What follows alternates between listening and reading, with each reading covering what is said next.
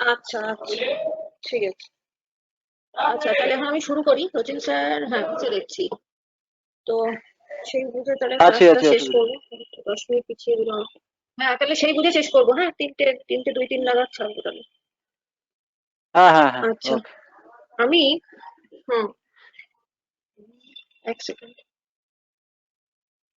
আচ্ছা, তোমাদের সিলেবাসে যে কটা ল্যাব ছিল, মোটামুটি একটা বাদ দিয়ে, সেটা হচ্ছে প্রক্সিমেট অ্যানালিসিস। মানে একটা আমরা যেটা পড়েছিলাম না ফুয়েলের মধ্যে, যে ওই ফুয়েলের তোমার ময়েশ্চার কন্টেন্ট, কার্বন কন্টেন্ট, তারপরে তোমার ভোলাটাইল ম্যাটার, এইগুলো কি করে বার করতে হয় এর ওপর তোমাদের একটা ল্যাব আছে। পুরোটা নয়, খানিকটা পার্ট নিয়ে একটা ল্যাব আছে।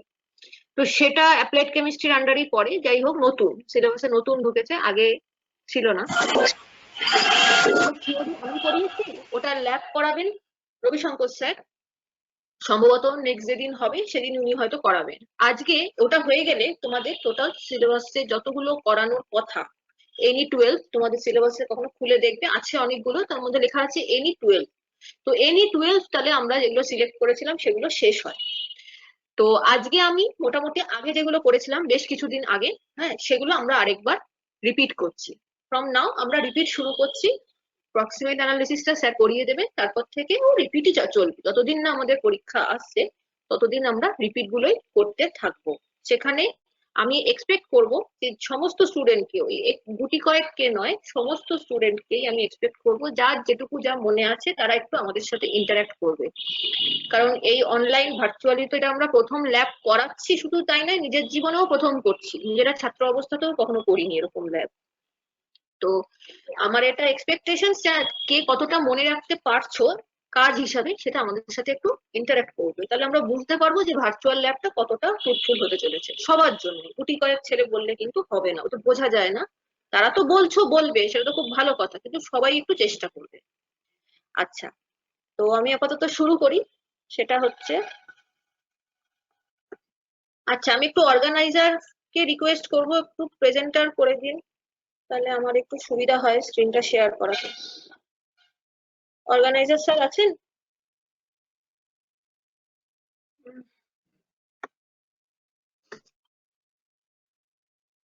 অর্গানাইজার স্যারকে একটু রিকোয়েস্ট করবো। হ্যালো।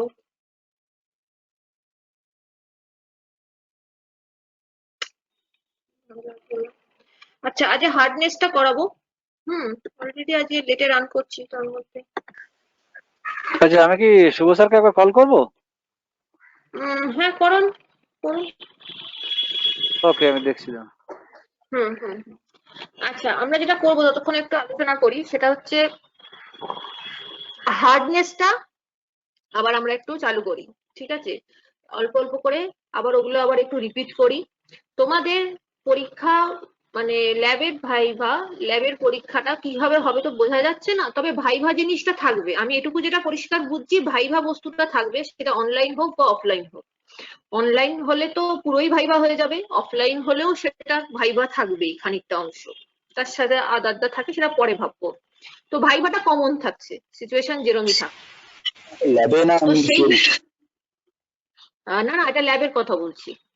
এখন তো ল্যাবের ক্লাস, ল্যাবের কথা বলছি। তো ওই সংক্রান্ত আমরা এবার যে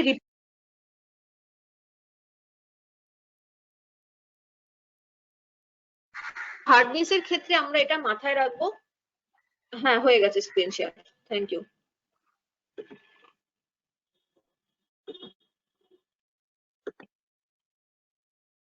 আচ্ছা, তারাও একটু বাদে স্ক্রিনটা দেখতে পাবে। হ্যাঁ,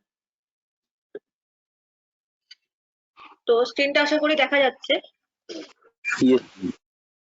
হুম, তো আমরা যেটা করব ফ্রম নাও নাও অনওয়ার্ড, যতদিন না আমাদের ক্লাসটা এই সেমিস্টারটা এন্ড হয়, ততদিন আমরা যেটা করব ল্যাবের ক্লাসগুলোতে, সে সোমবার হোক বা বৃহস্পতিবার হোক, যেটা করব সেটা হচ্ছে যে নলেজটা আমরা যতটা পারি গ্যাদার করে রাখবো। মানে প্র্যাকটিক্যাল হাতে কাজ আমরা করিনি, কিন্তু জিনিসটা সম্বন্ধে জানি, তাতে কি দুটো সুবিধা হবে। যদি আমরা শুধু এক্সামের দিকে ফোকাস করি, তাহলে এক্সামে ভাইভাতে আমরা প্রপার সেটা বলতে পারবো। যে পরীক্ষা নেবে সেও তো জানে কিভাবে ল্যাব হয়েছে, তো সে সেটাকে কনসিডার করে নেবে। আর হচ্ছে ভবিষ্যতে যখন আমরা ইঞ্জিনিয়ারিং ফিল্ডে যাব, তখন এই ল্যাব গুলো আমাদের যেখানে যেখানে দরকার পড়বে সেখানে আমরা অ্যাটলিস্ট নলেজটা অ্যাপ্লাই করতে পারবো। আর ইন দ্য মিন টাইম যদি অফলাইন করার সুযোগ হয় তাহলে তো মিটে গেল, কাজ করা হাতে কাজ করে নেবো, সেটা পরে দেখা যাবে। এখন এতক্ষণ অবধি যতক্ষণ জিনিসটা অনলাইন চলছে ল্যাব, তোমরা চেষ্টা করো জিনিসটা ভালো করে বুঝে নেওয়ার, যেন পরীক্ষার সময় ল্যাবের আগের দিন যেন পড়ার জন্য অপেক্ষা না করতে হয়, বেসিক নলেজটা যেন ভেতরে থাকে, সেটা তোমরা একটু দেখে নাও। এই জন্যই আমরা ল্যাব গুলোকে তাড়াহুড়ো করে আমরা তিনজনে মিলে করিয়ে শেষ করাচ্ছি। কেন? যেহেতু এটা ভার্চুয়াল, আমরা যাতে এটাকে রিপিট করতে পারি। থিওরি কতটা রিপিট করে উঠতে পারবো জানি না, বিকজ থিওরি অনেক ভাস্ট, কিন্তু এইটা চেষ্টা করছি আমরা রিপিট করে করে তোমাদের মাথায় ঢুকিয়ে দেওয়ার। আচ্ছা, কেউ একজন আনমিউট আছে, সে একটু মিউট, আমি দেখতে পাচ্ছি না এখান থেকে। হ্যাঁ, একটু মিউট। ওকে, তাহলে শুরু করি।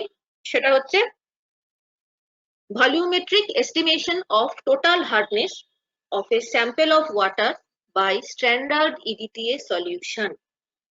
এখানে জিনিসটা ভালো করে বোঝো। প্রথম যেটা জিজ্ঞাসা করে, প্রথম প্রশ্ন আমাদের কি করে ভাইবার সময়, what is the name of the experiment. তোমাকে একটা এক্সপেরিমেন্ট দেওয়া হলো, আমরা ধরো যেটা হয়ে থাকে আমরা জিজ্ঞাসা করি, আচ্ছা বলো তোমার পছন্দের একটা এক্সপেরিমেন্ট বলো যেখান থেকে তোমাকে কোশ্চেন করা যেতে পারে। মাঝে মাঝে আমরা এরকমও করে থাকি, তার মানে এই নয় ভেবো না যে সবসময় তোমার অপশন দেবো, তুমি একটাই করে চলে আসবে, সেটা নয়। অনেক সময় দেওয়া হয়, যার ভাগ্যে যেটা পড়ে। তো তাকে আমরা বললাম, সে তখন কি আমাদের বলে, না আপনি হার্ডনেসটা করেছিলেন ওইটা। আরে হার্ডনেস করেছিলাম বলে কোনো কথা হয় না। তখন আমরা বলি তাকে, তার প্রথম কোশ্চেনই থাকে যে ফুল সেন্টেন্সে বলো what is the actual name of your experiment. তা কেন বলি, ওই নামটা জানা কেন দরকার? না, ফার্স্ট ওয়ার্ডটাই দেখো কি আছে, সেটা হচ্ছে ভলিউমেট্রিক এস্টিমেশন। ভলিউমেট্রিক তার মানে কি, আমরা ভলিউম অর্থাৎ পরিমাণে জানতে চাইছি।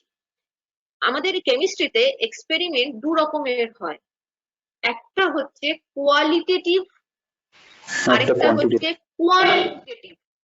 রাইট, কোয়ালিটেটিভ মানে হচ্ছে তুমি আছে না নেই এটুকু বলতে পারলেই হবে, আর কোয়ান্টিটেটিভ এর আন্ডারেই পড়ে হচ্ছে এইগুলো ভলিউমেট্রিক এস্টিমেশন। মানে আছে তো আমি জানি, তোমাকে বলেই দিয়েছি আছে, তোমাকে বলতে হবে কতটা আছে। তো যে কোনো এক্সপেরিমেন্টে যদি ভলিউমেট্রিক এস্টিমেশন হয় এবং সেটা যদি এক্সপেরিমেন্টের নেমে মেনশন করা থাকে, তাহলে তোমাকেও সেটা মেনশন করতে হবে। গেল এটা একটা। সেকেন্ড, এই যে তোমরা স্ক্রিনে যে লাইনটা দেখছো, সেকেন্ড ইম্পর্টেন্ট ওয়ার্ড কোনটা? সেকেন্ড ইম্পর্টেন্ট ওয়ার্ড হচ্ছে টোটাল হার্ডনেস। কারণ কি, আমরা থিওরিতে পড়েছি, আমিই পড়িয়েছি, ল্যাবেও আমরা করেছি, এই ল্যাবটা আমিই করিয়েছিলাম। Total hardness means there are two type of hardness. यहाँ दो तरह का हार्डनेस होता है, एक temporary hardness, the another is permanent hardness. Temporary hardness that means which are easily removed by simple boiling, जो आसानी से बॉयल करने से चला जाता है, उसको कहा जाता है temporary hardness, that are based on carbonate compounds of carbonate and bicarbonate compounds of calcium and magnesium. Generally there may be some other metals, but calcium and magnesium are the most probable. So carbonate bicarbonate is temporary and the chloride sulfide is permanent, but here we will focus total hardness. আমরা এখানে temporary না temporary নয় অত জানি না, আমরা এখানে total হার্ডনেসটা মাপতে চলেছি। And what will be the method? There are different kinds of method, because we already know there are another experiment which is known as alkalinity determination. করবো নেক্সট দিন, সেটাও করবো রিপিটে। তো অ্যালকালিনিটিও কিন্তু এই ধরনের মেটাল গুলোকেই খুঁজে বার করে। তো এটার সাথে ওটার তফাৎ কি? Here we estimate is with the help of standard EDTA solution. Standard EDTA solution is generally famous for this type of hardness estimation. EDTA এর নাম 80% তুমি এই hardness estimation ই শুনবে। EDTA is a one kind of solution or one type of compound which full form is ethylene diamine tetraacetic acid. এই নামগুলো ভালো করে মনে রাখবে। এখনই আমরা জেনারেল ক্লাসে এখনই কোশ্চেন নেওয়া শুরু করছি না, এটা পরে করবো। আপাতত আমরা আরেকবার রিপিটটা দিয়ে যাচ্ছি আমি আস্তে। So EDTA is the method or the solution by which you and me both are perform the experiment. এবং স্যাম্পলটা কি, স্যাম্পলটা এখানে বলে দিয়েছি, এটা ওয়াটার স্যাম্পল, ঠিক আছে? তো এই হচ্ছে আমার এক্সপেরিমেন্ট, যেটা আমি নাম থেকে এই কটা ইনফরমেশন আমার জানা খুব জরুরি এবং এগুলো যেন মিস না হয়। তো হার্ডনেস এক্সপেরিমেন্ট বলে স্টুডেন্ট কিছু হয় না। এক্সপেরিমেন্ট ইজ ভলিউমেট্রিক এস্টিমেশন বা কোথাও কোথাও কোয়ান্টিটেটিভ অ্যানালিসিস হলে এই শব্দটাও ব্যবহার করা হয়। Both are right. Of total hardness a sample of water by standard EDTA method. এবার শুরু করি হোয়াট ইজ হার্ডনেস। অলরেডি অনেকবার বোধহয় পড়িয়েছি, আবার পড়াতে চলেছি। What is hardness? Hardness is the amount of dissolved calcium and magnesium present in the water. Hardness হচ্ছে যে পরিমাণ ক্যালসিয়াম বা ম্যাগনেসিয়াম কম্পাউন্ডস জলের মধ্যে ডিজলভড অবস্থায় আছে। একটা ডেফিনেশন বহু জায়গায় বহু ভাবে দেওয়া থাকে। যখন তোমরা থিওরিতে পড়ো সেখানে একটু অন্যরকম ভাবে দেওয়া আছে, দেখবে আমার পিপিটিতে। এটা কোনখানে তুমি বলছো তার উপর ডিপেন্ড করে। যদি থিওরিটিক্যাল হয় তাহলে থিওরিটিক্যাল বেসড অ্যান্সার দিতে হয়, যদি প্র্যাকটিক্যাল হয় প্র্যাকটিক্যাল বেসড দিতে হয়। সুতরাং এখানে একটু এক্সপেরিমেন্টের ডেফিনেশন একটু তফাৎ লাগতে পারে, কিন্তু তোমরা যে কোনোটাই বলতে পারো, অসুবিধা নেই, তোমাদের ক্ষেত্রে চলে। So what is the hardness? Hardness is the amount of dissolved calcium and magnesium in water. And what are the compounds? These may be chloride, sulfide, carbonate, bicarbonate. Actually we don't know. What are the causes of water hardness? জলের hardness এর কারণ কি কি হয় এখানে দেখো আর একটু পরিষ্কার হবে। সেটা হচ্ছে hardness is caused due to the presence of dissolved calcium and magnesium, and the hardness is expressed in terms of calcium carbonate. এখানে আমি একটা কথা বলি, এখানে কথাটা হচ্ছে এইরকম যে আমাদের প্রায়শই আমরা দেখছি যে হার্ডনেস তো বহু কারণে হয়, ক্লোরাইড, সালফাইড, অনেক কম্বিনেশন আছে, ম্যাগনেসিয়াম আছে, টু সাম এক্সটেন্ট আয়রন আছে, but why we will always consider the calcium carbonate? তার জন্য বলি আমরা we have already learned in our theory that there are some removal process. In all the removal process the product will be the calcium carbonate. একটু মনে করে দেখো আমরা কি করেছিলাম, lime soda process, ion exchange process, zeolite process, সব জায়গাতে কিন্তু আমরা ক্যালসিয়ামটাকে নিয়ে যাচ্ছি ক্যালসিয়াম কার্বনেটে। তো কেন calcium carbonate is easily deposited, তাকে আমরা ডিপোজিট করতে পারবো, তাকে আমরা कन्वर्ट करते पारबो। जले हार्डनेसটা যে অবস্থাতেই থাকুক না কেন, वो किसी भी हाल में रहे हम उसको कैल्शियम कार्बोनेट में कन्वर्ट कर सकते हैं। तो it will be better to estimate the hardness in terms of calcium carbonate. Clear হলো? তাহলে আমার কি হবে, যখন ধরো তুমি একটা কোনো ল্যাবে গেছো, যখন তুমি প্র্যাকটিক্যাল ওয়ার্ল্ডে গেছো, so you have to estimate the hardness. Before that you have to convert all types of elements into calcium carbonate. এটাও কিন্তু আছে, এটা নিজেকে পরে দুয়ে দুয়ে চার করতে হবে, এটা কেউ বলে দেবে না। তুমি ল্যাবে গেলে তুমি একটা বয়লারে দেবে কি কোনো একটা মেডিসিন তৈরি হবে কি কিছু পারপাজে লাগবে, তুমি সরাসরি নিয়ে যদি এইভাবে হার্ডনেস এস্টিমেট করে দিয়ে দাও, হতে পারে সেটা যথেষ্ট নয়। তোমাকে তখন কি করতে হবে, ওগুলোকে রিমুভাল প্রসেসের মাধ্যমে রিমুভ করিয়ে কার্বনেটে কনভার্ট করতে হবে, then you have to estimate. তো এই ধরনের জিনিসটা কিন্তু আমাদের মাথায় রাখতে হবে, এটা কেউ সেইভাবে কেউ বুঝিয়ে দেবে, এটা এক্সপেক্ট করবে যে তুমি জানো। তো এটা হলো যে ক্যালসিয়াম কার্বনেটের রেসপেক্টে এস্টিমেট করা হয়। তাহলে আমরা যদি ভাই ভাই জিজ্ঞাসা করি যে হার্ডনেসকে আমরা কিভাবে এক্সপ্রেস করি, তোমাদের সকলের রিপ্লাই হবে কি in terms of calcium carbonate. এখান থেকে আমাদের দুটো জিনিস জানতে হবে, what are the molecular weight of calcium carbonate and what are the equivalent weight of calcium carbonate. Next কিন্তু ভাইভা যে করে তার এই দুটো কোশ্চেন হতে পারে, যে মলিকিউলার ওয়েট কি, কত, কি মানে ডেফিনেশন নয়, কত। তো molecular weight of calcium carbonate is খুব সহজ মনে রাখা, কত জানো কি, মনে আছে কারুর? জাস্ট একটা আলোচনা, মানে পারতেই হবে, ঠিক বলতেই হবে এরকম কোনো কথা নেই। ক্যালসিয়াম কার্বনেটের মলিকিউলার ওয়েট কত, মনে রাখাটা একটু সহজ, because of the number, that is 100. 100 গ্রাম। বোঝা গেল? সো এই হচ্ছে আমাদের তাহলে মলিকিউলার ওয়েট যদি 100 হয়, ইকুইভ্যালেন্ট ওয়েট কত হবে? হাফ হয় 50 গ্রাম। কেন হয় সেই হিসাবে আর যাচ্ছি না, ইকুইভ্যালেন্ট ওয়েট যেখানে পড়েছো সেখানে ডেফিনেটলি জানবে। নেক্সট সেটা হচ্ছে depending on the pH, alkalinity etcetera etcetera, hardness above 200 milligram per liter or 200 ppm, both are same, is result for scale deposition particular on heating. মানে 200 অ্যাবাভ হলে সেটা আমাদের ম্যাটার অফ কনসার্ন হয়ে দাঁড়ায়, তখন সেটাকে নিয়ে আমাদের ট্রিটমেন্ট করব, জলটা ব্যবহার করব কি করব না এইসব নিয়ে তখন চর্চা শুরু হয়। বিলো 200 অব্দি সেরকম চিন্তা থাকে না। Next, there are type of hardness. It is already discussed. That is the temporary hardness, which are depends on carbonate, bicarbonate, which are easily removed by boiling. And the another is permanent hardness, that is due to the presence of chloride, sulfate with calcium, magnesium.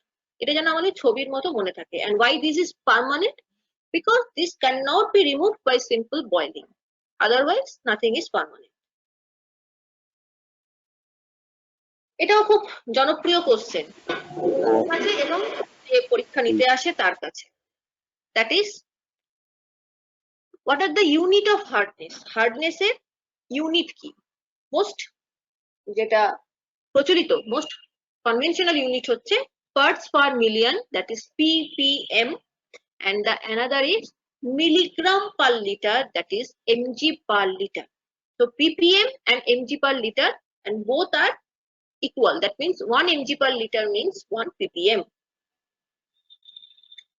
Next একটু জেনে নিই hardness থেকে আমরা বুঝি, সেটা হচ্ছে এই soft 17.1, slightly hard 17 to 60, moderately hard 60 to 120, hard 120 to 180, and very hard over 180. এটাকে মুখস্থ রাখার কোনো দরকার নেই, এটা জাস্ট জানার জন্য। এটা এরিয়া টু এরিয়া ভ্যারি করে, এটাকে মুখস্থ রাখতে যেও না, আবারও বলছি এটা এরিয়া টু এরিয়া ভ্যারি করে, কান্ট্রি টু কান্ট্রি ভ্যারি করে। তুমি কি পারপাসে ব্যবহার করছো তার উপর ডিপেন্ড করবে তোমার চার্ট কিরম হবে। তো ভবিষ্যতে যেখানে এই কাজটা করতে যাবে, যে কারণে করতে যাবে, whatever the purpose, whatever the cause, they will provide you the list what will be the permissible limit or not. ওয়াটারের ক্ষেত্রে there is a very common term, that is the permissible limit. ভালো করে শুনে রাখো, permissible limit, that means the limit which get the permission, যে অবধি চলতে পারে, যাকে আমরা কলোকাল ল্যাঙ্গুয়েজে বলি চলে বল, তার একটা লিস্ট দেওয়া থাকে, তো সেটা নিয়েই বসতে হয়, এটা জাস্ট জেনে রাখো। How to determine hardness, hardness কে আমরা ডিটারমাইন করি কি করে, সেটা হচ্ছে this is a titrimetric analysis.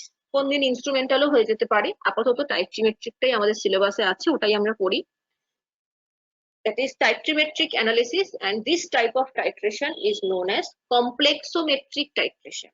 এটা এত বছরে আমি ভাইবা নিতে গিয়ে নিজের কলেজে হোক বাইরের কলেজে হোক আমি একটা জিনিস বুঝেছি, খুব কম ছেলেপুলে পরীক্ষার সময় মনে রেখে বলতে পারে দিস ইজ আ কমপ্লেক্সোমেট্রিক টাইট্রেশন, খুব কম পেয়েছি আমি। হ্যাঁ, তো এটা একটা খুব মানে ইম্পর্টেন্ট কোশ্চেন, এবং এটা খুব ভালো মার্কসও ক্যারি করে, কারণ এটা যেহেতু খুব সবাই অ্যান্সার দিতে পারে না, তাই যে পারে সে খুব ভালো মার্কস পায় বাকিদের থেকে, সেই গ্রুপে যত ছেলেপুলে এসেছিল পরীক্ষা দিতে তাদের মাঝে। So this is one type of complexometric titration. Complexometric means here the complex compounds has been formed. বোঝা গেল? আচ্ছা, এই অবধি কারোর যদি কোনো কোয়ারি থাকে, if anybody have any query, যারা আগের সময় এই হার্ড টেস্টে ছিলে না, those are newly admitted, কিছু যদি থেকে থাকে বলতে পারো, कोई भी सवाल हो तो कर सकते हो।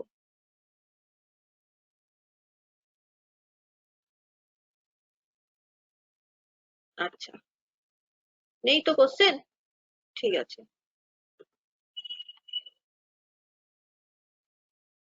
বাবা স্ক্রিনটা আবার ইয়ে হয়ে গেল, এক সেকেন্ড একটু দাঁড়াও তো।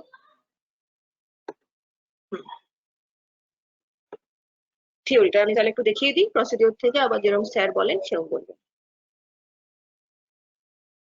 আচ্ছা, how the hardness of water can be determined? কি করে আমরা বার করি? অনেক সময় আমরা ল্যাবে জিজ্ঞাসা করি যে খুব সংক্ষেপে বলো কি করতে হয়, তখন ছেলেপুলে বলতে শুরু করে এই তো 50 ml জল নিয়েছিলাম, এই তো তাতে 1 ml দিয়েছিলাম। পরিমাণ কেউ চায়নি, প্রসিডিওর কখনো মুখস্থ করতে হয় না, ঠিক আছে? You have to just give the basic theoretical idea. তখন আমরা অ্যাকচুয়ালি থিওরিটিক্যাল আইডিয়াটা চাই, তো তোমরা সেরকমই রিপ্লাই দেবে। The concentration of how the hardness is determined. The hardness is determined by titrating your water sample against disodium salt of ethylene diamine tetraacetic acid, which is again known as EDTA solution. EDTA টা আগেও বলেছি, স্ট্রাকচারটা দেখা এখানেই বোধহয় আছে। এই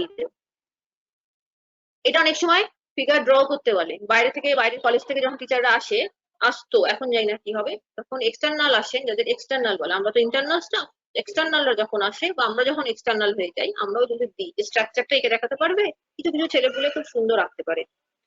ethylene diamine tetra acetic acid. Ethylene means একদম সেন্টারে তাকাও, দুটো CH2 কম্পাউন্ড আছে, CH2 দুটো carbon with 4 hydrogen.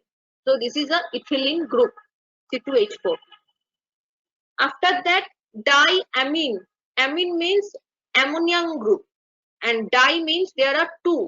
So one is at the left and another is at the right. Both are attached with two different carbon compounds. Carbon radical.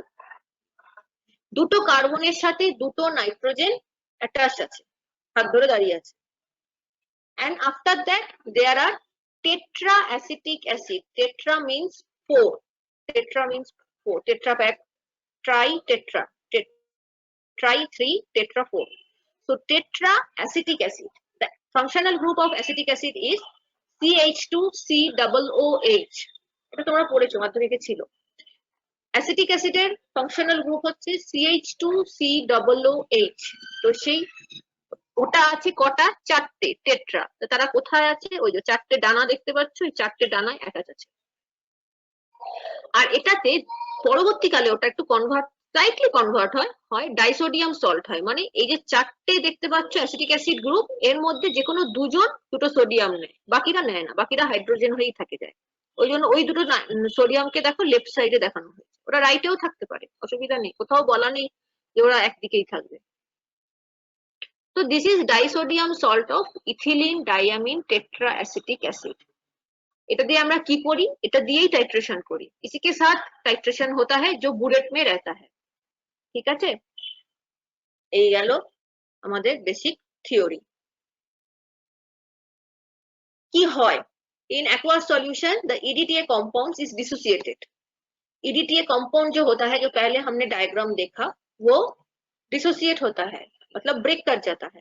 करने के बाद दो चीजें निकलता है, एक है जो sodium compound and another is the वो 4 पैर वाला वो कंपाउंड, जिसको हमने यहाँ एक्सप्रेस किया है H2Y2 के नाम पे।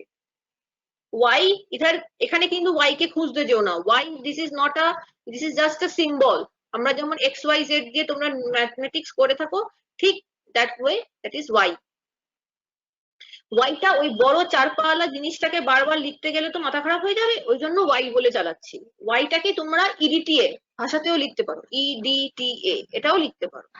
So when it is break or dissociate, there are two parts are separated, and the calcium magnesium then react with that 4 পাওয়ালা যে কম্পাউন্ডটা ওর সাথে রিঅ্যাক্ট করে যায়, মানে সোডিয়ামটা সরে যায়, ক্যালসিয়ামটা ঢুকে যায়। আমি যখন থিওরিতে পড়িয়েছিলাম তখনও কিন্তু বলেছিলাম আয়ন এক্সচেঞ্জ বলো, জিওলাইট বলো, সবাই কিন্তু নিজেদের প্লেসই এক্সচেঞ্জ করে। অল আর সেই হিসাবে দেখতে গেলে অল আর আয়ন এক্সচেঞ্জ, সবাই এক্সচেঞ্জই করছে, নিজেরা বেরিয়ে যাচ্ছে, ক্যালসিয়াম ম্যাগনেসিয়ামকে ঢুকিয়ে দিচ্ছে, ক্যালসিয়াম ম্যাগনেসিয়াম ধরা পড়ে যাচ্ছে, ওরা সেপারেট হয়ে যাচ্ছে ওয়াটার থেকে, বা আমি এখানে টাইট্রেশনে ধরতে পারছি। So here also the EDTA compounds break and the sodium molecules are separated, replacing the calcium or magnesium ion. यहाँ एक कंडीशन मेंटेन करना होता है, वो है your pH of the total solution throughout the experiment, it must be in alkaline range, because between 8 to 10. यहाँ experiment चलते वक्त आपका पूरा सॉल्यूशन का पीएच जो है वो 10 के करीब होना चाहिए। If it is in acidic range you never find the equivalent point. ওর যদি পিএইচ চেঞ্জ হয়ে যায় সারা দিন দাঁড়িয়ে থাকলেও কোনো কালার পাবে না। So you have to maintain the pH range that is 10. And what we will do to maintain the pH range, that is you have to use a buffer. You have to use a buffer. What is the buffer এর অনেক রকম definitions আছে। জঙ্গলে buffer বলে একটা বস্তু হয়, ফরেস্টে। তোমাদের কম্পিউটারের ভার্সনের মধ্যে বাফার বলে একটা বস্তু হয়। বাট কেমিস্ট্রিতে buffer means it is a solution. আমরা এটা কেন আমি বললাম, জিনিসটা খুব অপ্রাসঙ্গিক লাগলো অনেকের কাছে, কিন্তু আমরা এই ধরনের উত্তর পেয়ে থাকি। So buffer means it is a solution, it is a mixture of two chemical, and the purpose of using buffer is to maintain the pH. If the pH is in your alkaline range, then you have to use a alkaline buffer. And if it is the range have to be fixed in acid range, then you have to use acidic buffer. Buffer কি দিয়ে তৈরি হয়? Buffer কি দিয়ে তৈরি হয়? Buffer is a combination of a acid or alkali. If it is an acidic buffer, then you have to take a acid. If it is alkali, then you have to take a alkaline buffer, alkali. And the corresponding is the salt of that acid or alkali. বোধহয় বোঝাতে পারলাম না। যদি acidic buffer হয় তাহলে তোমাকে একটা acid নিতে হবে, ধরো অ্যাসিটিক অ্যাসিড, আর তার থেকে তৈরি হয়েছে একটা সল্ট, মানে ধরো সোডিয়াম অ্যাসিটেট। সেরকম if you use the alkaline buffer, যেটা আমরা ল্যাবে করে থাকি, here we have to use a alkali, that is ammonium hydroxide and a parallel salt. Ammonia से मतलब तैयार किया गया एक salt which is ammonium chloride. And then we need an indicator. সব টাইট্রেশনেই ইন্ডিকেটর থাকে, ইন্ডিকেটর ছাড়া কোনো টাইট্রেশন হয় না। হ্যাঁ, বড়জোর হতে পারে, তোমাকে ইন্ডিকেটর বাইরে থেকে অ্যাড করতে হবে। You have to use a indicator from outside. And there are another chance where the indicator normal reagent act as an indicator, মানে ওর ভেতরে একজনই ইন্ডিকেটরের দায়িত্ব পালন করে দিচ্ছে, বাইরে থেকে ঢালতে হচ্ছে না, এরকমও থাকে। তাহলে এখানে কি দাঁড়াচ্ছে? Here we use an indicator from outside which is known as EBT, Eriochrome black tea. This is in can be in two form, এটা দুভাবে পাওয়া যেতে পারে। One is in dust form, এটা আমাদের ল্যাবে থাকে, and another is in solution form. If it is in dust form, then you have to use a pinch of indicator. খুব কম, মানে যতটা কম হাতে তুলতে পারো ততটা ইউজ করবে, otherwise your color gets dark and unable to detect the equivalent point. And if you use the solution, then you have to add 1 maximum 2 drop, otherwise the same problem happens, the color will get dark. So when we use the EBT indicator, the complex that is formed is known as calcium EBT or magnesium EBT complex, which is look like wine red, যেটা wine red color এর দেখতে হবে। যখন তুমি when we use indicator, the color gets changed and becomes wine red. The color is very famous, সবার মনে থাকবে, এটা কোনোদিন ভুলবে না। And when we titrate it against EDTA, যা দিয়ে titrate করি, titrant যাকে বলে, TITRANT, titrant will always keep in burette, তাকে সবসময় বুলেটে নিতে হয়। যার স্ট্রেংথ আমরা জানি তাকে বুলেটে নিতে হয়। বুলেট মানে তোমার সামনে টেবিলের উপর যেটা দাঁড়িয়ে আছে। আর পিপেট বা সলিউশনটা হয় যার সম্বন্ধে আমি জানতে চাইছি।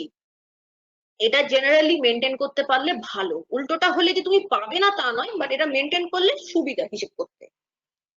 So the titrant, that is the EDTA, will keep it in burette, and in your conical you have to take water sample, add buffer 1 or 2 ml buffer, and then the indicator, that you get a wine red color complex solution, and you start titration against EDTA.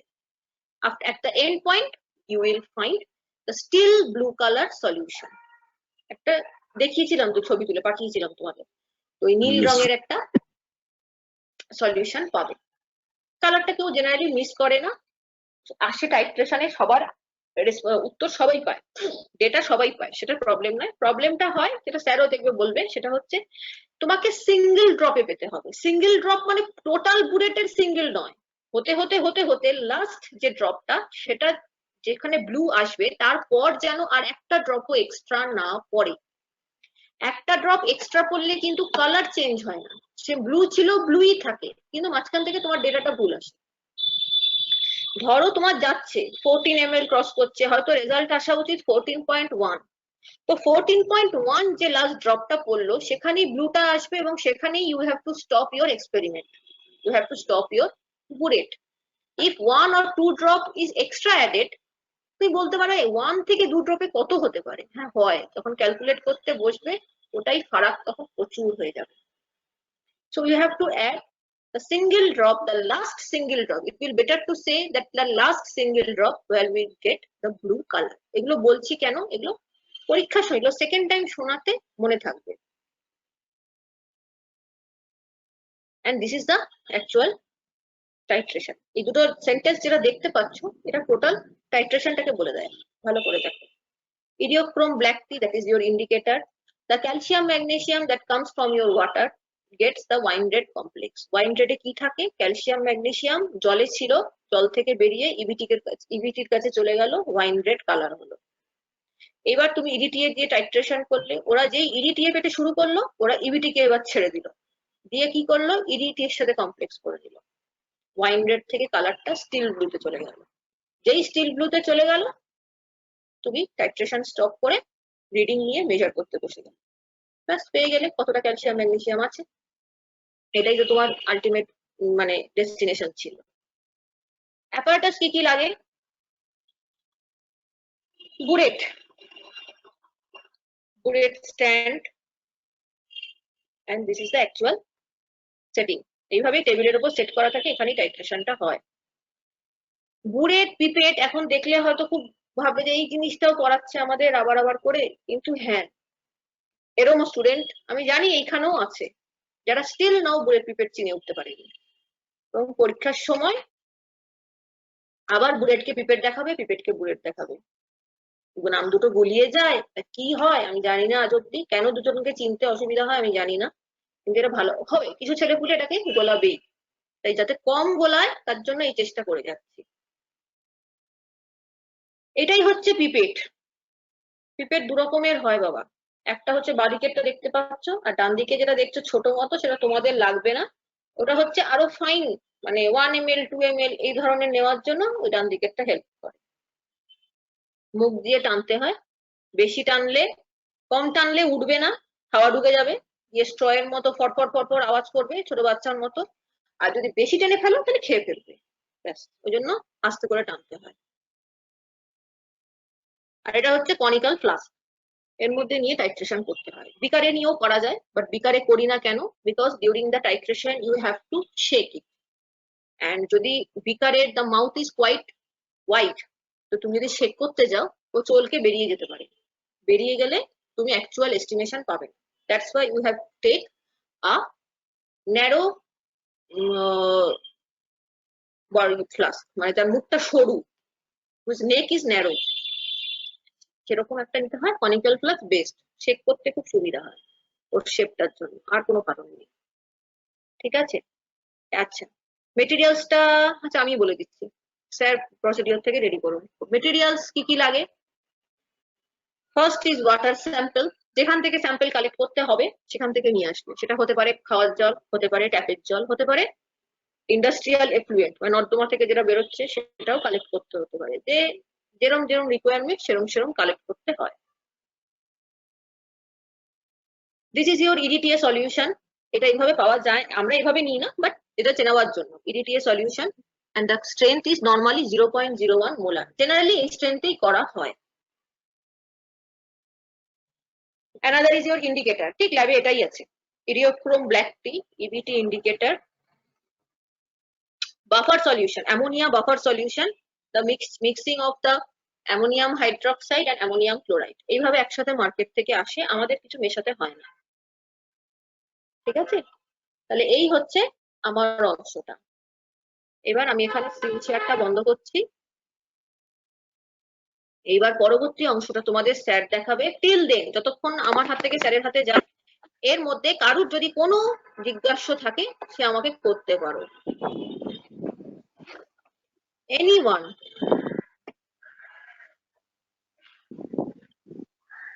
কোনো queries আছে কি কারোর? No sir. Query এই দুটো কারণে হয় না। নীলাঞ্জনের একার অ্যান্সারই। অর্পণ কোথায়?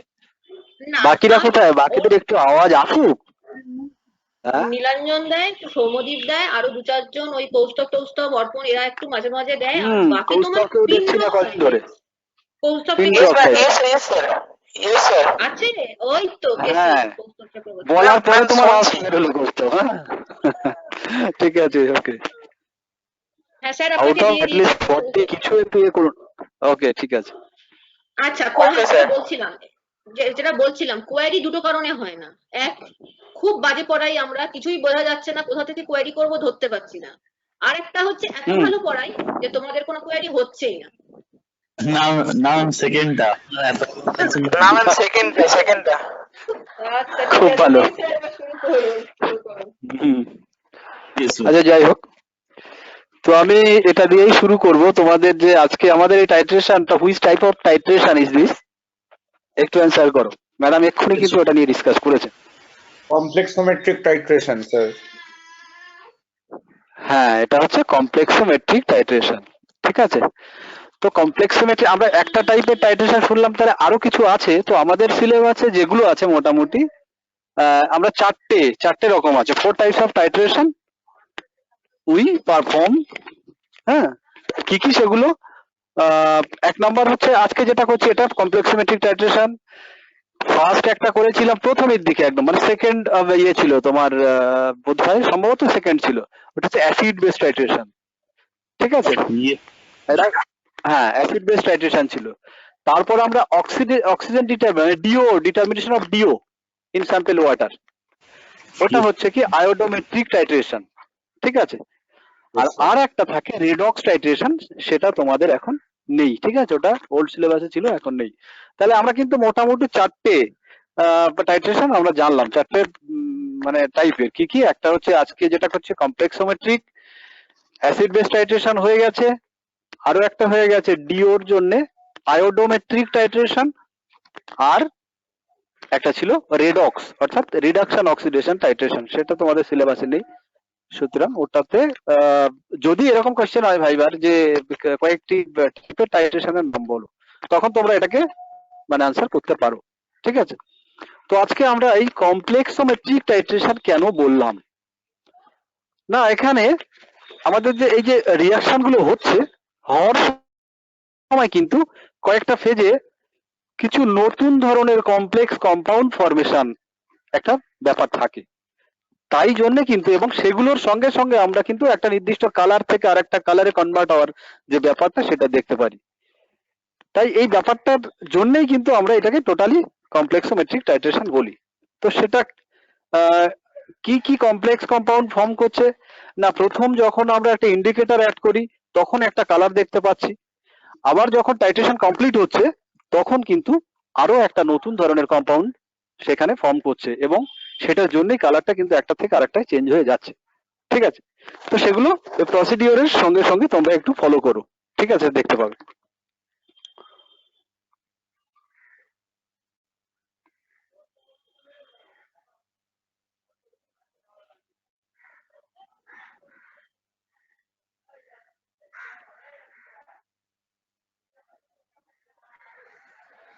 দেখতে পাচ্ছ সবাই? Yes, sir, দেখা যাচ্ছে। ওকে, স্যার আমি দেখতে পাচ্ছি না। দেখতে পাচ্ছ না কেন? বাকিরা দেখতে পাচ্ছ, তুমি দেখছো পাচ্ছ না, মানে সেটা তোমার নেটওয়ার্কের কিছু একটা প্রবলেম আছে। দেখতে পাচ্ছ এবার? তোমরা দেখতে পাচ্ছ? স্যার আমি যে তাহলে দেখতে রিজাইন পাচ্ছ না, করছি। সে বেরিয়ে গিয়ে আরেকবার ঢোকো। হ্যাঁ, হ্যাঁ, একবার লিভ করো, আবার হ্যাঁ ঢুকে পড়ো। আচ্ছা, এখানে দেখো প্রথম যেটা আমাদের করতে হচ্ছে, first we have to rinse the burette with titrant solution. সেটা কোনটা? না, সেটা হচ্ছে EDTA solution, standard EDTA solution. সেটা কত স্ট্যান্ডার্ড? আমরা নর্মালি যেটা নিয়ে করি 0.01 মোলার। ঠিক আছে, তাহলে আমরা প্রথমে ব্রুয়েটটাকে রিন্স করছি, অর্থাৎ ভালো করে ওয়াশ করে নিচ্ছি। টাইট্রেন্ট যেটা আমরা ইডিটিএস সলিউশন, স্ট্যান্ডার্ড ইডিটিএস সলিউশন দিয়ে খুব ভালো করে ব্রুয়েটটাকে আগে ক্লিন করে নিচ্ছি। এই রিন্স করার ব্যাপারটা কেন আমরা করি সেটা সবাই জানো, তবু আমি আরেকবার একটু বলে দিই যে এই বুলেটের মধ্যে আদার কোনো সলিউশন যদি থেকে থাকে, তাহলে তার মধ্যে যদি আমরা কোনো স্ট্যান্ডার্ড সলিউশন আমরা অ্যাড করি, তাহলে কি হয়, তার যে স্ট্যান্ডার্ড যে মানটা সেটা কিন্তু চেঞ্জ হয়ে যেতে পারে। হ্যাঁ, কেন না? Because of contamination. হ্যাঁ বলো। স্যার কনসেন্ট্রেশনটা চেঞ্জ হয়ে যাবে। চেঞ্জ হয়ে যেতে পারে যদি তার মধ্যে কিছু ধরো ডিস্টিল ওয়াটার থেকে গেল বা আদার কোনো সলিউশন থেকে গেল, তাহলে সেটা একটা মিক্স আপ হয়ে যায়। ঠিক আছে, তাই সেক্ষেত্রে কিন্তু আমাদের অবশ্যই খুব ভালো করে দেখে নেওয়া উচিত ওটা একদম ক্লিয়ার এবং ক্লিন আছে কিনা। ঠিক আছে, যদি থাকে তাহলে ঠিক আছে, যদি না থাকে, একদম ড্রাই যদি না থাকে, তাহলে কিন্তু অবশ্যই আমাদের এটাকে করে নিতে হয়। একটু রিন্স করার পর এবারে আমরা স্ট্যান্ডার্ড ইডিটিএস সলিউশন দিয়ে আমরা ওটাকে ফিল আপ করে নিচ্ছি। ঠিক আছে, ফিল আপ করতে হবে। ফিল আপ করার সময় আমরা ল্যাবে করার সময় আমরা বোধহয় 2 না 3খানা ল্যাব করেছি এটার উপরে, কয়েকজন ক্লাসে এসেছিল তাদের। তো এটা করার সময় একটু খেয়াল করতে হয় কি না, দেখবে ফিল আপ করার পর নিচের দিকে কিন্তু আমরা এই যে ব্লু কালারের যে নবটা দেখতে পাচ্ছ, এই নব এইখানে ঘুরিয়ে কিন্তু কি হয়, নিচের দিকে কিন্তু এয়ার গ্যাপ থেকে যায়। তাই কি করতে হয়, ওটাকে ফ্রি করে দিয়ে নিচের কিছু ড্রপ ফেলে দিয়ে আমাদের কিন্তু ওই যে এয়ার গ্যাপটাকে টোটালি ফিল আপ করে দিতে হয়। না হলে কিন্তু ওখানে আমাদের যে অ্যাড করার সময় কিন্তু কিছু ভলিউমের একটা এরর এসে যায়। তাই কিন্তু আমাদের এই জায়গাটা আগে খেয়াল করতে হয়। ঠিক আছে, তো আমরা ফিল আপ করে নিলাম। নেওয়ার পর এবার আমরা কি প্রবলেম হচ্ছে,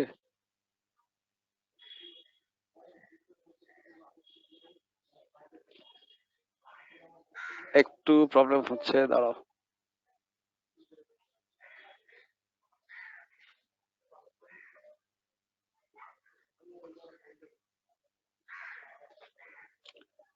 আচ্ছা, নেওয়ার পর এবার আমরা কি করব না, pipette out 50 ml of sample water in a conical flux by volumetric flux, অথবা এই মেজারিং সিলিন্ডার, অথবা কি না পিপেট।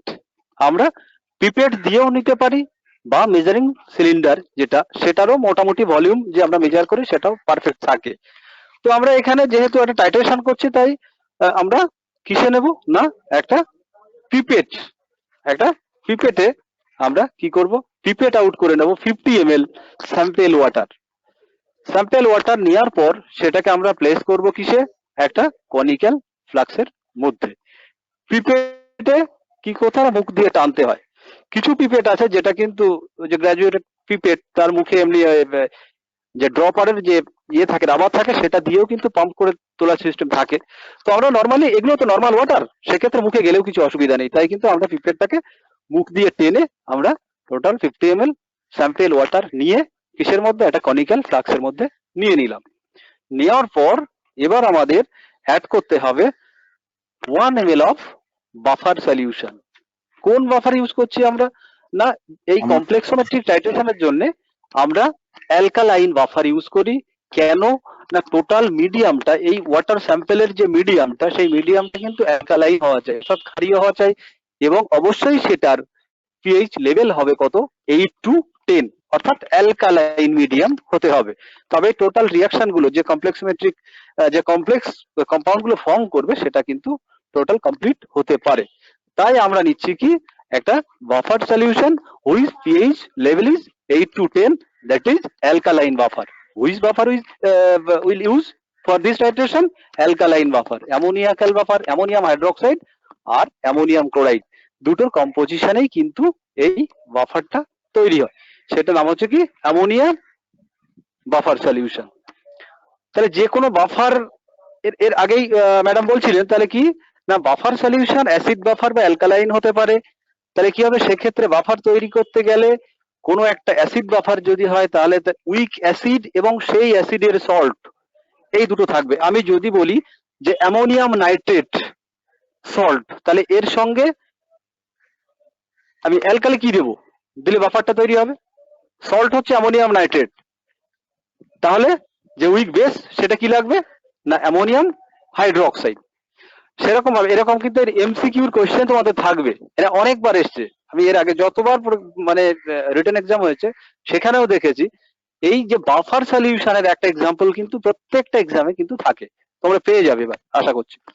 তো আমরা নিলাম কি একটা অ্যালকালাইন বাফার যার পিএইচ রেঞ্জ কত 8 to 10, আমরা নিচ্ছি অ্যালকালাইন বাফার অ্যামোনিয়াম হাইড্রোক্সাইড এবং অ্যামোনিয়াম ক্লোরাইড।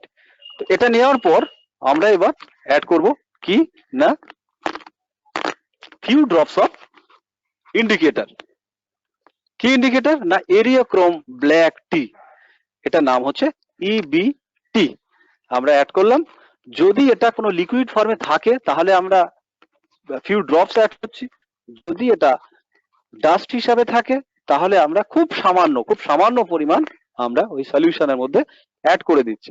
অ্যাড করে দেওয়ার সঙ্গে সঙ্গে কিন্তু আমরা কি দেখতে পাবো না সলিউশনের টোটাল কালার হয়ে যাবে কিন্তু এরকম কি ওয়াইন রেড কালার, খুব পপুলার একটা কালার।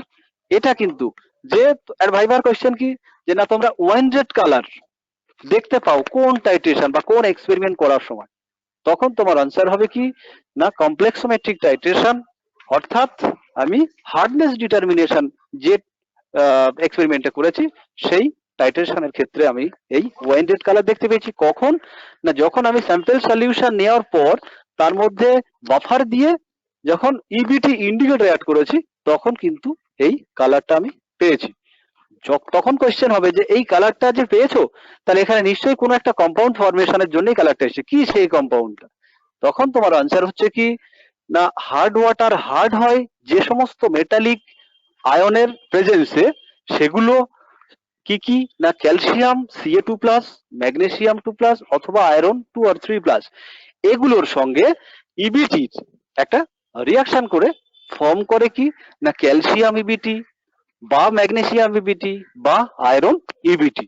এই কম্পাউন্ড ফরমেশনের জন্যই কিন্তু, অর্থাৎ এই কম্পাউন্ড যখন ফর্ম করছে টোটাল সলিউশনের কালার কিন্তু ওয়াইন রেড হয়ে যাচ্ছে। ক্লিয়ার? তাহলে আমরা ওয়াইন রেড কালারের যে কম্পাউন্ড পাচ্ছি সেই কম্পাউন্ডের নাম কি? কম্পাউন্ডের নাম হচ্ছে ক্যালসিয়াম ইবিটি বা ম্যাগনেসিয়াম ইবিটি বা আয়রন ইবিটি। ঠিক আছে? তো এই ক্যালসিয়াম ম্যাগনেসিয়াম আয়রনটা কোথা গেল না আমরা টেস্ট করছি কিন্তু কিসের না কোন মেটালিক আয়নস গুলোর জন্য ওয়াটার হার্ড হয়। তো সেটা আগেই তোমরা শুনে নিয়েছো, due to presence of Ca2+ or Mg2+ or Fe2 or 3+। এই সল্ট গুলো কিন্তু এই মেটালিক আয়ন শুধু আয়ন হিসেবে থাকে না, কোনো একটা সল্ট হিসেবে থাকবে ডিজলভ অবস্থায়। ঠিক আছে? তো যাই হোক, এবারে আমরা কি ইবিটি দেওয়ার পর এই ক্যালসিয়াম ইবিটি বা ম্যাগনেসিয়াম ইবিটি বা তোমার এই মেটালিক ইবিটি যেটা হচ্ছে সেই কারণে কিন্তু এই কালার আমরা দেখতে পাচ্ছি, সেই কম্পাউন্ডের কালার। এরপর আমরা অ্যাড করছি কি ড্রপ ওয়াইজ এবার টাইট্রান্ট যেটা নেওয়া আছে বুরেটের মধ্যে কি না standard EDTA solution 0.01 molar standard EDTA. দুটো কিন্তু গুলিয়ে ফেলবেন, একটা হচ্ছে ইবিটি অর্থাৎ এরিওক্রোম ব্ল্যাক ক্যাপিটাল টি, এরিওক্রোম ব্ল্যাক টি, আর একটা হচ্ছে ইডিটিএ। ইডিটি এর ফুল ফর্ম কি না ethylene diamine tetra acetic acid. ঠিক আছে? আচ্ছা, নীলাঞ্জনের ল্যাব আছে বোধহয়, সেখানে ইডিটি এর ইউজ হয় যাতে ক্লড না হয়ে যায় স্যাম্পল ওখানে কালেক্ট করার সময়। ঠিক আছে? যাই হোক, সেখানে একটু জেনে রাখা ভালো। তো আমরা করছি এবার টাইট্রেশন শুরু করছি কি করে না by adding drop wise standard EDTA solution from burette. এবং কন্টিনিউ কিন্তু তোমাকে ওই অ্যাড করার সঙ্গে সঙ্গে খুব ভালো করে এক হাতে তোমার বুরেটের নবটাকে কন্ট্রোল করতে হবে, আর এক হাতে তোমাকে ওই যে সলিউশনের মধ্যে তুমি অ্যাড করছো সলিউশনটা কন্টিনিউ কিন্তু স্টিয়ারিং চালিয়ে যেতে হবে। কন্টিনিউ কিন্তু ওই কোনটাকে না কনিক্যাল ফ্লাক্সটাকে সলিউশনটাকে কন্টিনিউ কিন্তু নাড়তে হবে। কেন না যে আমি কি অ্যাড করেছি স্ট্যান্ডার্ড ইডিটিএ সলিউশন সেটা যেন ইউনিফর্মলি প্রত্যেকটা সলিউশনের সঙ্গে ভালো করে মিশে যায়, না হলে কিন্তু তোমাকে একটা জায়গাতেই কালার চলে আসবে, বাকি জায়গাতে আসবে না। সুতরাং যে কেমিক্যালের রিয়াকশন যেটা হওয়ার কথা সেটা কিন্তু ইউনিফর্মলি হবে না। তাই তোমাকে এক হাতে কিন্তু নব কন্ট্রোল করতে হবে বুলেটের, এবং আর একটা হাত দিয়ে কিন্তু কনিক্যাল ফ্লাক্সটাকে কন্টিনিউ মুভ করাতে হবে, কন্টিনিউ স্টিয়ার করতে হবে। ঠিক আছে, তাহলে কি করছো না, titrate the solution against EDTA solution till the colour changes from wine red to steel blue. at the end point তুমি দেখতে পাবে কিন্তু কালারটা জাস্ট চেঞ্জ হয়েছে টু স্টিল ব্লু। তুমি যদি এরকম করো কন্টিনিউ ওটাকে অ্যাড করতে থাকো, তাহলে কিন্তু তুমি মানে টোটাল বুলেটের সলিউশন তুমি অ্যাড করে দিলেও কিন্তু স্টিল ব্লু থাকবে, কিন্তু সেক্ষেত্রে কোন ড্রপ এন্ড পয়েন্টটা কিন্তু তুমি ধরতে পারবে না। তাই তোমাকে কিন্তু মাইনিউটলি তোমাকে অবজার্ভ করতে হবে কোন ড্রপে আমার কালারটা টোটাল জাস্ট চেঞ্জ হলো, সেইখানে কিন্তু তোমাকে স্টপ করতে হবে। ঠিক আছে, এবং এটাও দেখতে হবে যে লাস্ট ড্রপ, একদম লাস্ট ড্রপে যেখানে হয়েছে তারপরেও কিন্তু তোমাকে একটু ওয়েট করতে হবে, অ্যাটলিস্ট 30 সেকেন্ডের মধ্যে ওই স্টিল ব্লু কালার থেকে যেন আবার ওয়াইন রেডে ব্যাক না করে। যদি ব্যাক করে তাহলে তুমি জানবে আরো একটা ড্রপ কিন্তু তোমার ওই টাইট্রেশন কমপ্লিটের জন্য ওখানে দরকার। ঠিক আছে, এভাবে তোমরা তাহলে কি করলে, টাইট্রেশন কমপ্লিট করলে। এরকম কালারটা কিন্তু এই লাস্ট যে কনিক্যাল কালারটা দেখছো এরকম স্টিল ব্লু কালার চলে আসবে। ঠিক আছে, তাহলে টাইট্রেশন আমাদের মোটামুটি অবজারভেশন কমপ্লিট হলো। ক্লিয়ার হয়েছে সবার? সবার ক্লিয়ার হয়েছে?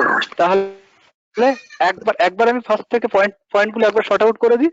প্রথমে আমরা স্যাম্পল ওয়াটার কালেক্ট করলাম, তারপর কি করছি না, রিন্স করে নিচ্ছি স্ট্যান্ডার্ড ইডিটিএ সলিউশন দিয়ে বুলেটটাকে, দিয়ে সেটাকে সেট আপ করলাম স্ট্যান্ডের সঙ্গে নিয়ে। এবার স্যাম্পল সলিউশন আমরা পিপেট আউট করে কনিক্যাল ফ্লাক্সের মধ্যে নিচ্ছি। ঠিক আছে, কনিক্যাল ফ্লাক্সে নেওয়ার পর first we have to add 1 ml of alkaline buffer solution, then we have to add few drops of, if the indicator is liquid, then we have to add few drops of কি না indicator, which indicator, EBT। যখন আমরা EBT add করব তখন the color of the solution will be just wine red। ঠিক আছে, wine red colour হয়ে যাবে। এরপর আমরা কি করব, স্টার্ট করব titration by adding drop wise standard EDTA solution, sodium EDTA solution from bullet, কতক্ষণ না, until the total wine red color is changed from wine red to still blue।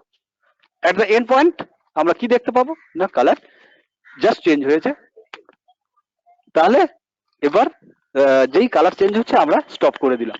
ঠিক আছে, তাহলে আমাদের এবারে আসতে হবে যে টেবিল আমরা কি করলাম, এটা আমরা টোটাল টাইট্রেশন কমপ্লিট করলাম। এবারে আসবো অবজারভেশন। অবজারভেশনে আমাদের একটা এরকম টেবিল করে নিতে হবে।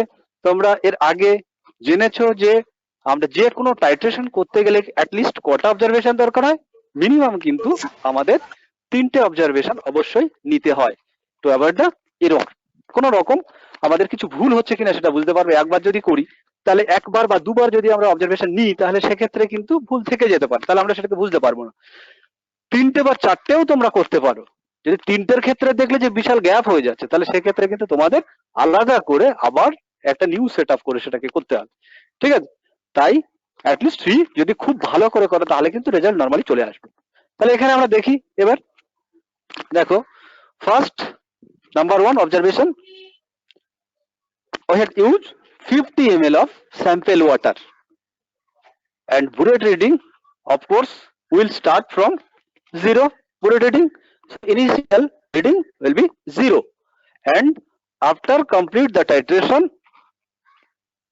কি না আমরা দেখছি কত না 15.1 রিডিং এ ওটা স্টপ হয়ে আছে, কোনটা না বুলেট রিডিং। তাহলে volume of standard EDTA solution which is consumed for complete the titration কত না final reading minus initial, that is 15.1, অর্থাৎ 15.1 minus 0 equals to 15.1। এরপর একইভাবে আবার সব ক্লিয়ার করার পর আবার তুমি কনিক্যালে কিন্তু টোটাল সেট আপ করে নিয়ে আবার একবার টাইট্রেশন করলে, তখন তোমার ধরে নাও প্রত্যেকবার কিন্তু সলিউশন সেই একই ভলিউমে নিতে হচ্ছে, না হলে কিন্তু তোমাদের ক্যালকুলেশনের সব ঝামেলা হয়ে যাবে। তাহলে প্রত্যেকবার যে অ্যামাউন্টের নেবে সেই 50 ml স্যাম্পেল ওয়াটার নিয়ে কিন্তু তোমরা টাইট্রেশন শুরু করলে। সেকেন্ড বার দেখলে তুমি যেহেতু নতুন করে ওই বুলেটের মধ্যে আর স্ট্যান্ডার্ড ইডিটিএ সলিউশন অ্যাড করোনি, তাহলে ইনিশিয়াল রিডিং কত থাকবে না এর আগেরটা করার সময় যেখানে এন্ড হয়েছিল সেখানে। তো সেই হিসাবেই কিন্তু দেখো টেবিলটা করা আছে 15.1 ইনিশিয়াল রিডিং আর starting point for the titration in second observation. ঠিক আছে, তো 15.1 টু কমপ্লিট হয়েছে টাইট্রেশন কততে 30.1। তাহলে তোমার রিকোয়ার্ড ভলিউম কত ইডিটি এর, সেটা হচ্ছে ফাইনাল মাইনাস ইনিশিয়াল করলে তুমি পাচ্ছ 15.0। ঠিক আছে, একইভাবে আচ্ছা এই পর্যন্ত কারো প্রবলেম নেই তো? প্রসিডিওরটা বুঝতে অসুবিধা হচ্ছে না তো? No sir, no sir. Procedure ঠিকঠাক একদম? আচ্ছা, এরপর তোমরা কি করলে না থার্ড অবজারভেশন বা ফাইনাল অবজারভেশন নেওয়ার জন্য শুরু করলে। একইভাবে আবার কনিক্যালটাকে ওয়াশ করার পর একইভাবে আবার 50 ml sample water pipette out and placed it in a conical flask, and after that you have to add 1 ml of কি 1 ml of কি অ্যাড করবে? ইডিটি। Buffer solution. বাফার সলিউশন পড়ার মধ্যে থাকো, একটু বেরিয়ে যাচ্ছ মাঝে মাঝে, মাইন্ড সেট আপ রাখো পড়ার মধ্যে। তো কি অ্যাড করলে 1 ml of alkaline buffer solution, that is ammoniacal buffer solution। তারপর অ্যাড করলে কি ফিউ ড্রপস, মানে থার্ড যে প্রত্যেকটা অবজারভেশনের ক্ষেত্রে কিন্তু টোটাল প্রসিডিওরটাই থাকছে। তুমি সেই স্যাম্পল ওয়াটার নিচ্ছ, সেই তোমার অ্যালকালাইন বাফার অ্যাড করছো, সেই আবার ইন্ডিকেটর অ্যাড করছো, পাচ্ছ সেই wine red colour. Wine red colour কিসের জন্য, কোন কম্পাউন্ড না মেটালিক ইবিটি সলিউশন। ঠিক আছে, দেওয়ার পর শুরু করলে যখন, তখন initial point 30.1 and final reading is 45.2, so required volume of EDTA is 15.1। এখানে আমি একটু বলে রাখি যে তোমরা ওয়াইন রেড কালার যেখানে দেখতে পেয়েছিলে সেটা নিশ্চয়ই বুঝতে পেরেছো এতক্ষণে যে কোন কম্পাউন্ড ফরমেশনে না মেটালিক ইবিটি, অর্থাৎ ক্যালসিয়াম ম্যাগনেসিয়াম ইবিটি। যখন চেঞ্জ হচ্ছে তখন নিশ্চয়ই সেখানে একটা নতুন কিছু কম্পাউন্ড, কমপ্লেক্স কম্পাউন্ড ফর্ম করছে। সেই কম্পাউন্ডের নাম কি? হ্যাঁ বলো। বলছি যে স্যার ইডিটি এর সাথে ক্যালসিয়াম ইডিটি, ম্যাগনেসিয়াম ইডিটি আর হচ্ছে আলাদা হয়ে যাচ্ছে ওই ইবিটিটা। একদম একদম একদম। তাহলে ছিল হচ্ছে ক্যালসিয়াম ইবিটি বা ম্যাগনেসিয়াম ইবিটি। ঠিক আছে, সেখান থেকে যেই ইডিটিএ সলিউশন যাচ্ছে সেখান থেকে কিন্তু হয়ে যাচ্ছে তোমার ওই মেটালিক ইডিটিএ সলিউশন। ঠিক আছে, তার কারণ এই যে ইবিটির যে কম্পাউন্ড এর থেকে স্টেবল কোনটা না ইডিটি এর কম্পাউন্ডটা। ঠিক আছে, তাই ক্যালসিয়াম ইবিটির মধ্যে যখন আমরা ইডিটিএ দিচ্ছি সঙ্গে সঙ্গে কিন্তু ক্যালসিয়ামের সঙ্গে ইডিটিএ অ্যাড হয়ে ওটা ক্যালসিয়াম ইডিটিএ হচ্ছে, তখন ক্যালসিয়াম ইবিটি ফর্ম কিন্তু আর থাকছে না, তখন ইবিটি সম্পূর্ণ আলাদা হয়ে যাচ্ছে এবং তার নিজস্ব কালার কিন্তু ওখানে পেয়ে যাচ্ছে। তাহলে অ্যাকচুয়াল ইন্ডিকেটরের কালার কিন্তু কি হবে? Still blue colour.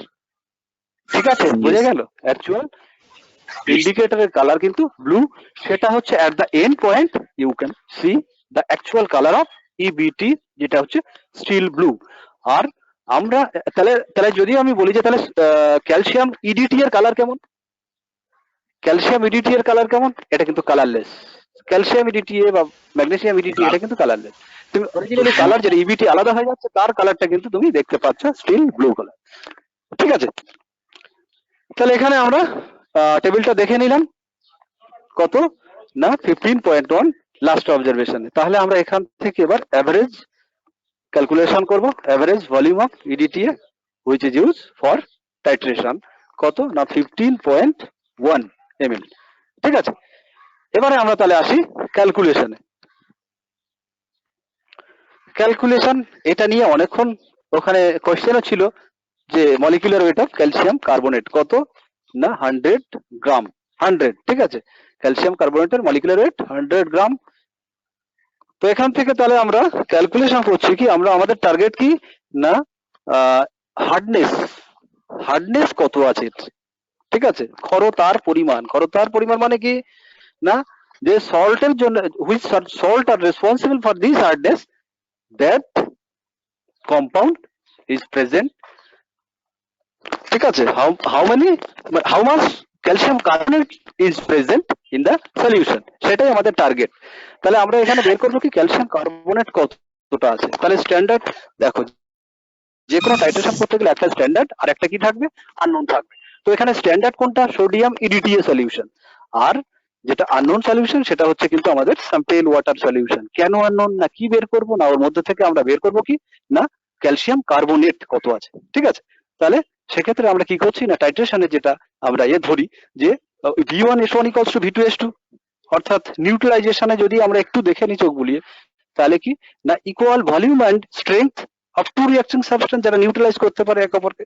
তাহলে সেই অনুযায়ী কি না 1000 ml 1 মোলার EDTA নিউট্রালাইজ করবে কাকে, না টোটাল রিঅ্যাকশন কমপ্লিট করতে পারবে কত, না 1000 ml 1 মোলার ক্যালসিয়াম কার্বনেট যদি থাকে। ঠিক আছে, তাহলে এক্ষেত্রে আমরা যে ফর্মুলা লিখবো 1000 ml 1 molar EDTA is equivalent to 1000 ml 1 molar calcium carbonate. তো আমাদের টার্গেট হচ্ছে ক্যালসিয়াম কার্বনেট বের করা, আমাদের টার্গেট কিন্তু ক্যালসিয়াম কার্বনেট বের করা। ঠিক আছে, EDTA সলিউশনের মধ্যে EDTA কত আছে সেটা নয়, সেটা স্ট্যান্ডার্ড, তাই আমাদের ক্যালসিয়াম কার্বনেটে মলিকুলার ওয়েটটা লাগছে। তাহলে দেখো এখানে calculation 1000 ml 1 molar EDTA equals to আমরা বলছি কত 100 গ্রাম ক্যালসিয়াম কার্বনেট, অর্থাৎ 1 মোলার ক্যালসিয়াম কার্বনেট মানে কত, না 1 লিটারের মধ্যে যদি আমরা 1 মোলার পরিমাণ মানে কত 100 গ্রাম যদি ক্যালসিয়াম কার্বনেট ডিজলভ করে, তাহলে সেই সলিউশনটাকে আমরা 1 molar solution of calcium carbonate বলতে পাই। তাহলে 1000 ml 1 molar EDTA equals to আমরা বলবো কত 100 গ্রাম ক্যালসিয়াম কার্বনেট। তো এখানে আমরা কিন্তু 1000 ml লাগছে না, এবং যে স্ট্যান্ডার্ড সলিউশন নিয়েছি সেটার মান কিন্তু 1 মোলারও না, সেটা কত 0.01। ক্যালকুলেশনটা মিলিয়ে নেবে কি না 15.1 ml আমাদের যেটা রিকোয়ার্ড, উই হ্যাভ রিকোয়ার্ড কত 15 পয়েন্ট, এভারেজ ভলিউম তোমরা দেখে নিয়েছো কত 15.1 molar of 0.01 molar EDTA is equivalent to কত হবে, জাস্ট ইউনিটারি মেথডে একদম এটাকে তোমরা বসিয়ে নিতে পারো কত 100/1000 into 15.1 into 0.01 gram of calcium carbonate. Calculation বুঝতে গেলে অসুবিধা হয়নি তো, দেখে একদম ঐকিক নিয়মে। ঠিক আছে, এবারে দেখো এই ক্যালসিয়াম কার্বনেট, এই অ্যামাউন্টের ক্যালসিয়াম কার্বনেট আমরা কত গ্রাম ওয়াটারের মধ্যে আমরা কিন্তু গ্রাম বা মিলিগ্রাম এইভাবে বের করব। এটা তো আমরা ml দেখছি মানে কি, এটা হচ্ছে একটা ভলিউম। ঠিক আছে, এবার ভলিউম থেকে আমাদের কনভার্ট করতে হবে কি, এটা কিন্তু ওয়েটে নিয়ে যেতে হচ্ছে গ্রাম বা মিলিগ্রাম। ঠিক আছে, তাই কিন্তু আমাদের এখানে একটু চেঞ্জ করে নিতে হয়েছে কি না 50 ml of water equals to 50 grams of water. ঠিক আছে, কেন না এই ওয়াটারের ক্ষেত্রেই কিন্তু আমরা 50 গ্রাম আর 50 ml বলতে পারি, এর এই দুটো সমান, কেন না এর কত ডেনসিটিকে আমরা 1 ধরি, তাই কি না যখন 1 হয় ডেনসিটি তখন m এবং v বা ভলিউম এবং তার মাস দুটো একই হয়ে যায়। ঠিক আছে, তো সেই জন্য আমরা কি বলছি 50 ml of water equals to 50 gram of water. এবারে বলছি দেখো যে কত না 50 gram of water, 50 gram of water আমরা স্যাম্পল ওয়াটার কালেক্ট করেছিলাম কত 50 gram. So 50 grams of water contains, উপরে এই এটা নিয়ে নিচ্ছে আমরা এত গ্রাম অফ ক্যালসিয়াম কার্বনেট, তাহলে 10⁶ মিলিগ্রাম অফ ওয়াটার। 10⁶ যখন দিচ্ছি তখন কিন্তু আমাদের এই mg পার লিটারে ব্যাপারটা চলে আসছে।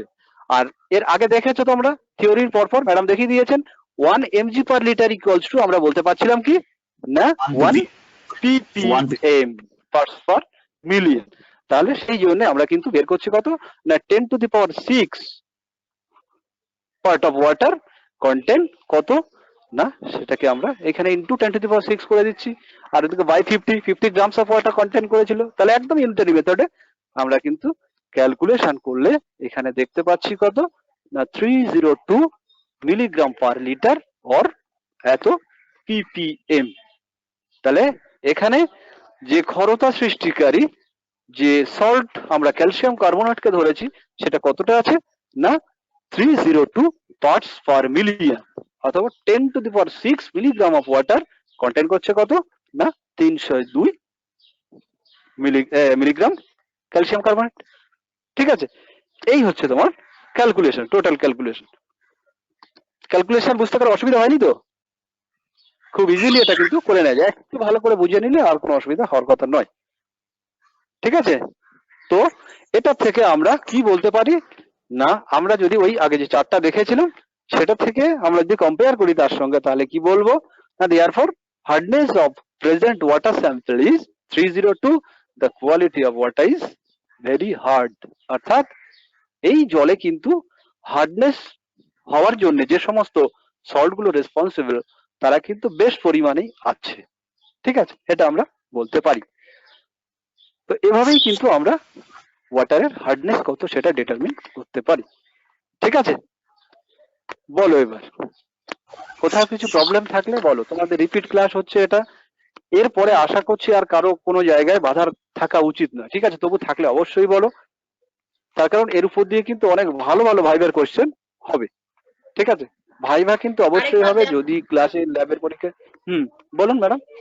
না না না বলছি সেরকম অসুবিধা হলে বাড়িতে একবার দেখো, দেখে নেক্সট ল্যাবে স্যারেদেরকে আবার জিজ্ঞাসা করবে। এখনকার মতন তাহলে এখানে ইতি দিই, পরের ক্লাসের টাইম হয়ে তাইতে বলছি আর কি। ওকে আচ্ছা, পরের যদি কোনো ক্লাসে কোয়ারি থাকে, যদি কোনো কোয়ারি থাকে তাহলে রেখে দাও, পরের ক্লাসে অবশ্যই ক্লিয়ার করে নেবে। ঠিক আছে, এটা একবার নিজেরা করে দেখো। ঠিক আছে, ওকে, তাহলে